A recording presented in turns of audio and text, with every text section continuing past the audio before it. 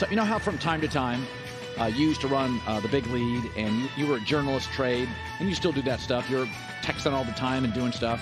You know how you hear stuff, rumors and stuff, and there's a lot of what the information I get, I don't pass on to you because I can't get it verified. And so this is something that was brought up 3 weeks ago to me, two weeks ago to me. It's not a story or a report, but it was floated to me is that somebody in the NFL said, what if Andy Reid retires if the Chiefs win? So Andy's like mid-60s, and I thought, why? He's so vibrant. He loves coaching. And he said, and so I'm like, is that going to happen? And this person said, oh, I'm not saying it's going to happen, but, I heard it from somebody. Maybe Andy, and I thought, I got to ask. I didn't ask Andy the last time I had him on because I didn't think at the time that was appropriate. But, we always think about how great Patrick Mahomes is, and he is. Well, let me tell you something. If Andy Reid just decided, they win the Super Bowl, he's like, I'm going off to the sunset. 99% he won't. Who would you replace him with? Sean Payton's off the market. I don't think Jim Harbaugh works for this organization. Who's the candidate?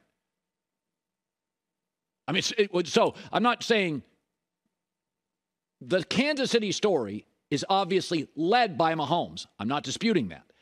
But don't kid yourself in this combo deal. Andy Reid is substantial. Andy Reid got to I don't know how many NFC championships with Donovan McNabb and kind of not all-time great quarterbacks. Then he takes the 2 or the 3-win Chiefs. They won 11 the next year, and I think he's made the playoffs like 8 or 9 out of 10 years in Kansas City. Don't kid yourself. And Lincoln Riley's not coming right now. We saw Matt Rule fizzle out. You could go to that Kafka, maybe Eric Bieniemy. That's kind of a drop-off. So when I heard this, it wasn't like a news story, but it was somebody saying, I mean, what if? And I was like, there's not a lot of candidates in. I mean, Andy has separated. Now the rules lean offense. Andy is separated from most of this league. I mean, he is kind of we always knew for years and years Belichick was the best coach, and Andy was in a strong competition for second. In fact, he'd give Bill a lot of trouble. Now Andy's the best coach in the league. Bill's not second. So the point being is, this is a great Mahomes story. It's also an Andy Reid story. This guy's the best coach in league history off a bye.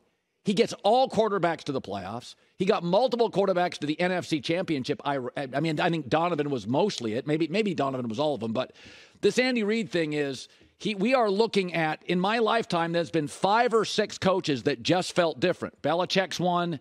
Bill Walsh was one. Andy's one. Probably promote from within, right? Keep the continuity going. I would think, yeah. But just think of all the years of Andy Reid, the institutional knowledge in his head offensively. But Bieniemy's been with him through this entire Mahomes. But proximity to greatness does not equal greatness. That's true. A lot of backup quarterbacks aren't great quarterbacks. They can be around Brady for 10 years. Yeah. So just because you're around something doesn't mean you can, when you're making the calls, I mean, just think how many decisions you make in a day. I mean, like semi-big, 6 to 12. A week, that's 70. A month, that's 280. What's that a year? That's 350, whatever that is a year. Big decisions.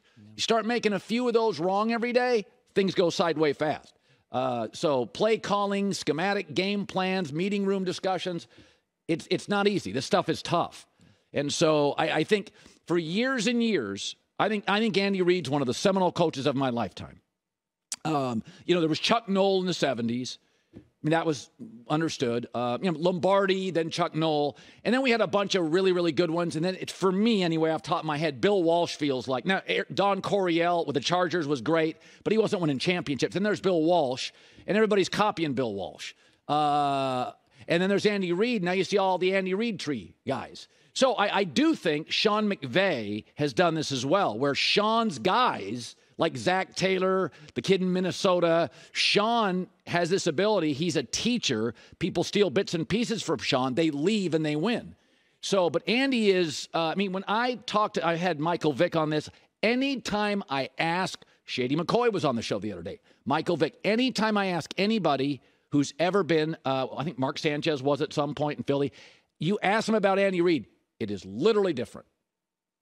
If he left after the Super Bowl, I mean, you're going from a coordinator to the best coach in the league.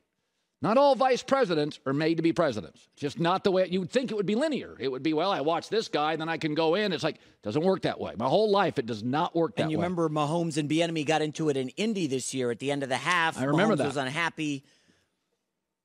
Bieniemy playing it safe. And well, the other thing is, you know, this Super Bowl, I was asked, I was in Portland yesterday, and I was asked about the Super Bowl, and I said, I really feel like it's a fight. Like, I like going to fights, and sometimes you have a feeling for a fight. But I went to a Pacquiao fight a couple years ago, and it was Thurman. He fought Thurman. I knew after the first round, I'm like, oh, I have wildly misjudged this fight. Styles make fights, and Pacquiao was going to win this fight. He was going to win this fight. You could tell very early. I would love to watch 2 series in the Super Bowl. I'd have a much greater sense. I think if Philadelphia can run the ball, Kansas City could be in trouble.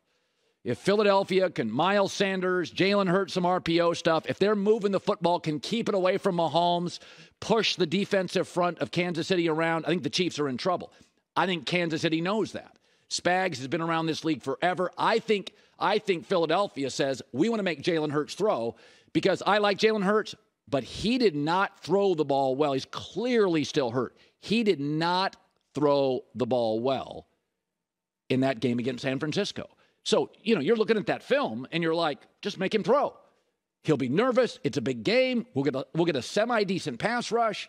That, to me, is a very obvious game. What you don't want to do if you're Kansas City is if Philadelphia can run the ball, they keep Mahomes off the field. That means you're uneven time of possession. Philadelphia's dominating it. Then that game gets really murky. Kansas City can play from in front or behind. Philly's more built to play with a lead, and they usually get it. But I know I can see what both teams want to do. I just don't know how it's going to land. Philadelphia wants to run the ball and play keep away. And that gives them great play action opportunities against the young Kansas City secondary. That's what they want to do.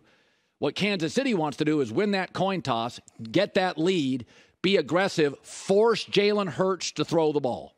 Now, some of that will come down to one of the Chiefs' corners in concussion protocol, Snead. That's not great news, because then now you're relying on Trent McDuffie, a very, very talented rookie corner against an A.J. Brown. That's problematic. You're going to have to get a defensive help over the top from a safety. And we know KC likes to play with the nickel and dime packages. That invites a lot of running from the Eagles. Eagles ran 44 times, Colin, in their 2 playoff games. But that's with the lead against inferior teams. I don't know if that's going to be the case. It all kicks off Super Bowl Sunday at 1 p.m. Eastern on Fox. Hi, everybody. Thanks for watching. Subscribe here to get the latest from the show. Also, be sure to check out more of the best clips from The Herd, or go watch a few segments from other shows on FS1.